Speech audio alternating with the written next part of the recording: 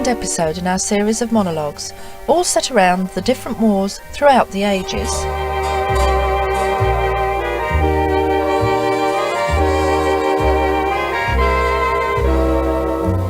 Each monologue is from a person with a different story to tell.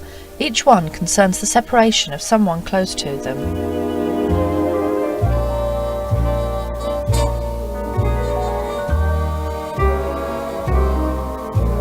Last week we listened to Julie, who has gone through the birth of her daughter alone whilst her husband is at war in Iraq.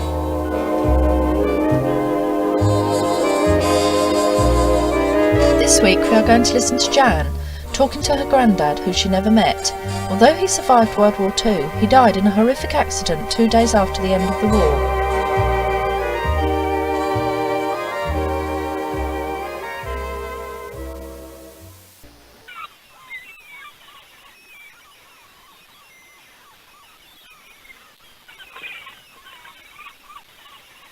God, it's hot. Even here on the front with the breeze coming off the sea. I've always thought this a strange place to put a cenotaph. Slap bang in the middle of people's holidays. All around there's buckets with captive crabs and spades laying still for a moment, taking a break from the compulsory sandcastle building. War memorial, dripping lollies, plastic sandals and windsurfers. You can't gloss over it or just lose it in the niceties of seaside tack and bustle. Love is a very strange thing, Grandad. We've never met, but I've heard all about you from Ninny. Sorry, you don't know who Ninny is, do you? You called her Annie. Annie and William Berkeley, childhood sweethearts. She shared all her secrets with me to keep you alive, I guess. She loved you. I was going to say loves you, but she's gone too now. Nearly 10 years ago. Almost 50 years without you. She never got over losing the only man she ever loved. She did remarry, but not for love. He knew he was a substitute, and she knew that there was none. I've heard all the stories, I've read your letters, I know all about the 50 quid that you hid in the tobacco tin. Winnings from your finest pigeon, Witty Frilly. What a daft name. I know that she was brown and white, and that you had a dog that carried pennies to the pub for you in the side of his mouth. A Jack Russell called Roger. Choosing names for your pets was hardly your strong point, was it? She found the 50 smackers, and as the telling goes, it was just when she needed it most. She bought herself, Alice and Alec a winter coat. Alec was the son that you never knew. You'd have been so proud of him.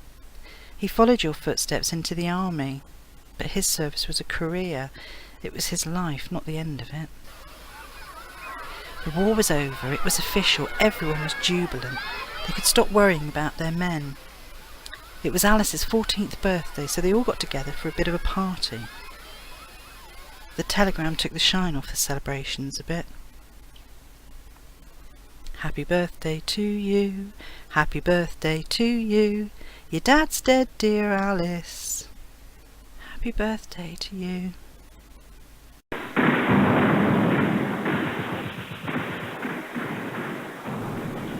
I really can't decide which is worse, or should it be which is better. Knowing only that someone was killed in action, and then have years to torture yourself trying to imagine how the end came. When exactly? Did they suffer? Was it prolonged? Did they see their adversary? Hesitate? Did they die alone, in terror, at night or by day? Did they call for God, their mum, their lover?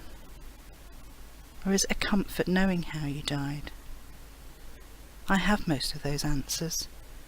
May the 10th, 1945, afternoon. 2 lorries collide and you were thrown off the back. You died on the steps of the hospital from head injuries. Dead is dead.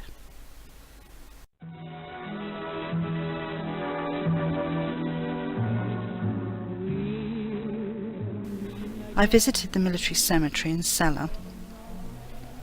Mum cried for the father she hardly had.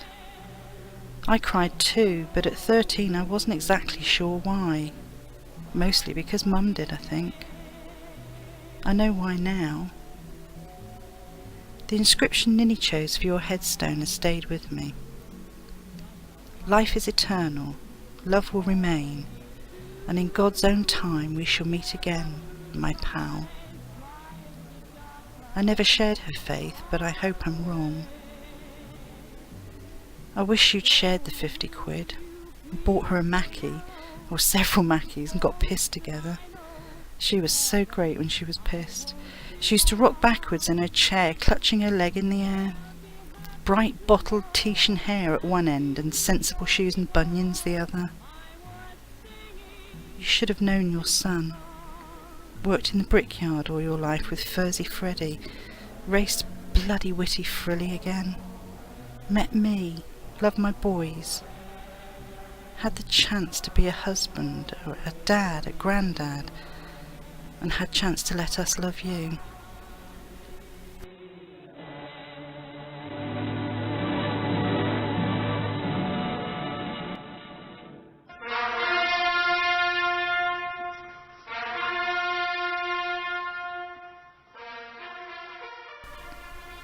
So I'm here. I was sat watching TV, knowing that all over the world people were gathering to commemorate the 50th anniversary of war's end, and I just felt that I had to be part of it. So I hurried here. There aren't many of us, a little band of proud, sad, guilty, and respected old gents, some with their wives, most with berries and medals, all of them with memories. They've come to remember. The vicar and the dignitaries have arrived, completed expense forms already in some pockets. The last post, thank yous and tears.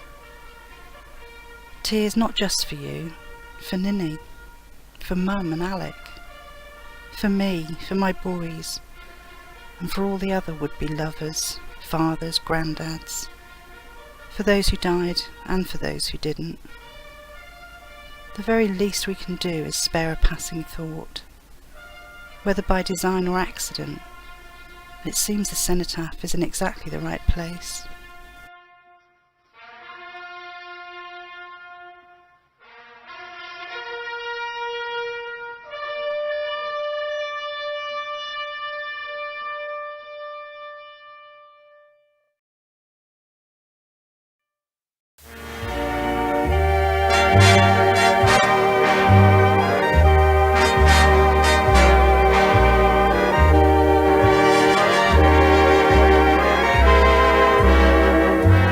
Next week, Mary, who meets a soldier, but he is sent to the trenches during the Great War after staying out beyond curfew just to be with her.